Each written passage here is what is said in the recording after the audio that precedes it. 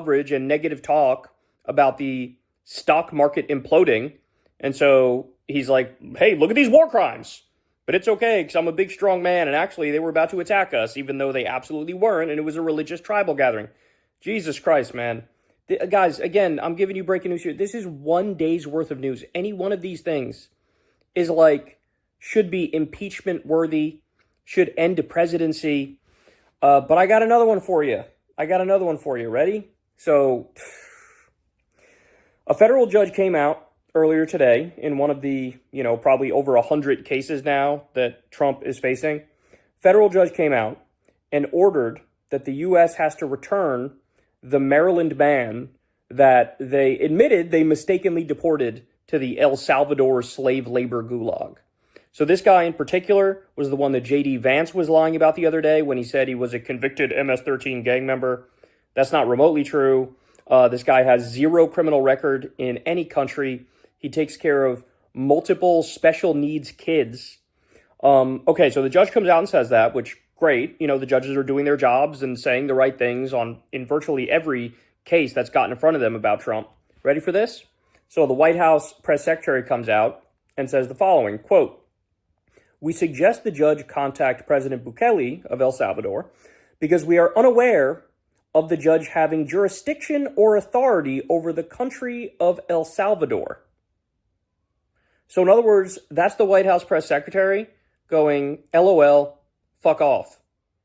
I know you just directly ordered us to free the innocent man we sent to a foreign gulag, but we're not going to do that. And we're going to make fun of you as we slap down your court order.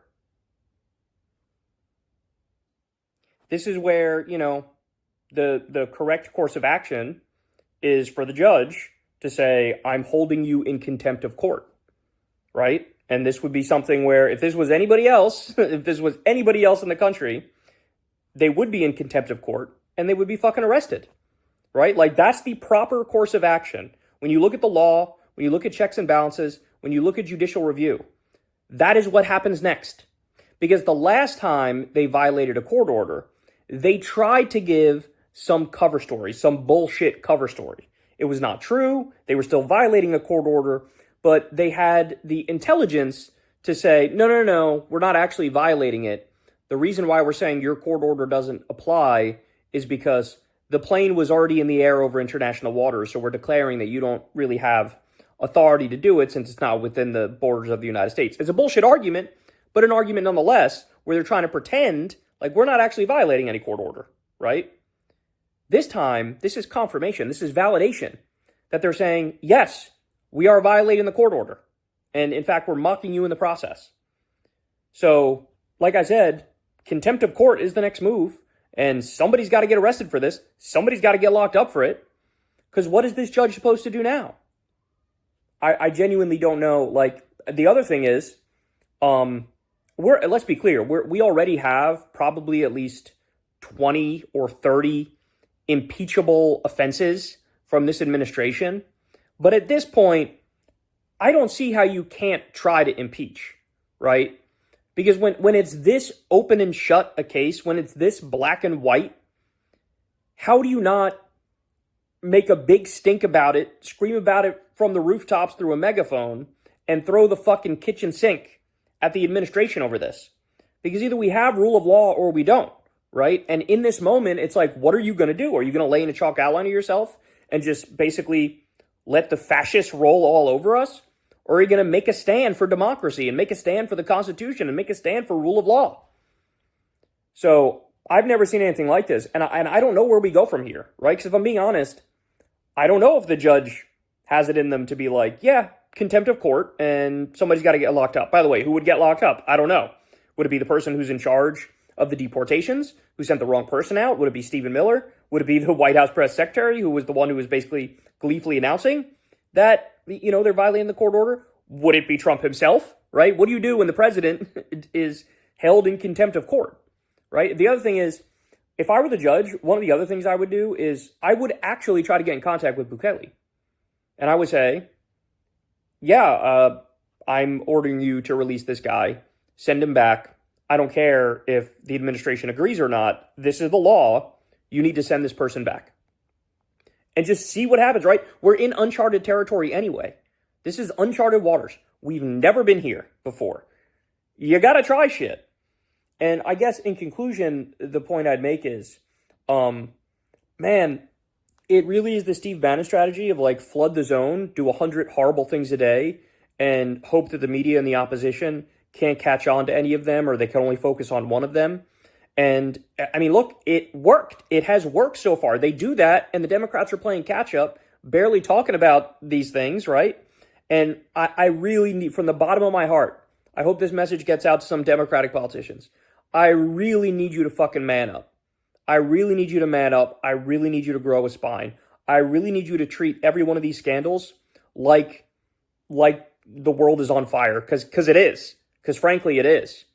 We can't have a situation where the president, casually after his round of golf, as he's crashing the economy, is committing war crimes and bragging about it. We can't have a situation where he validates the notion, yes, I crashed the stock market on purpose. You can't have a situation where they're not only violating court orders, but like being arrogant about it at the same time. Knowing like, hey, you're not going to do shit to stop me. I'm going to do whatever the fuck I want. If you just sit back and do nothing, then yes, they're going to take away from that. We can do whatever we want. And it's going to make them feel more emboldened. And they're going to go further and further. And remember, guys, if they could do this to this random guy, right? This father of special needs kids who doesn't have a criminal record. And they admitted, yeah, we did that in error. This was an administrative error that we sent this guy. If they can take this guy and send him to an El Salvador slave labor gulag, they could literally do it to any one of us. Because if there is no due process, there is no due process. They'll just make up some bullshit. Yeah, I rounded this person up. I sent them to the gulag. And I don't care if the court says, release him. We're not doing that because now it's El Salvador's problem. And they never have to prove anything. They don't have to prove you committed a crime. They don't have to prove, you're here in an undocumented sense. They don't have to prove anything because they'll just declare, oh, this person was, I don't know, leading protests at a Tesla and they vandalized cars. Even if you didn't, there's no way for you to prove that, right? So the Constitution is gone. It is done. There is no due process. We are functionally back in pre-Magna Carta days right now. And so for the love of God, I'm begging somebody, anybody out there, I don't care who, stand the fuck up. Do something about this. This judge needs to hold them in contempt of court. Somebody's got to get arrested. And the Democrats should immediately start impeachment proceedings. They should absolutely do it. And you might say, well, Kyle, look, that's not going to get anywhere because MAGA is so intransigent and they're going to side with Trump no matter what. And you know what? You're right about that. I don't fucking care. We need to get on the record right now for history's sake and say, we are against every single one of these things that they're doing, and everybody's going to know that from now until the end of time. So when you look in the history book, you know, these are the good guys and these are the bad guys. And they tried everything they could under the sun to stop this from fucking happening. Right? That's what I want the history books to show about us, is that we did not lay in a chalk outline of ourselves. We said, we're going to fight this every step of the way. And so get on that ASAP. Again, he just admitted I crashed the economy on purpose and then committed a war crime and then violated a court order and fucking bragged about it. If this doesn't wake you up, bro, nothing's going to wake you up.